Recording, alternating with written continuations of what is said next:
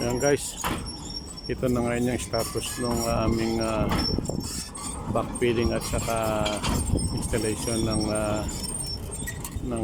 tie rod.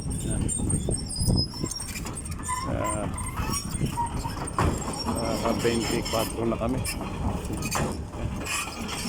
24 na yung aming nagagawang tie rod. Yan yung backfilling ngayon na naka-benching na siya guys. So, yan yung aming status ngayon. Yung aming gagawa.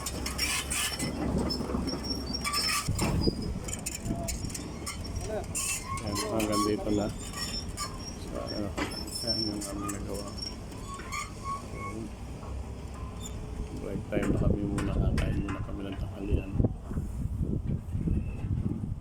Ito na yung status, medyo siguro nasa 100 meters na ito. Yung area na natatapos. Ang guys, updating. Hanggang dito na nagagawa namin 24 na tire lang na-install namin.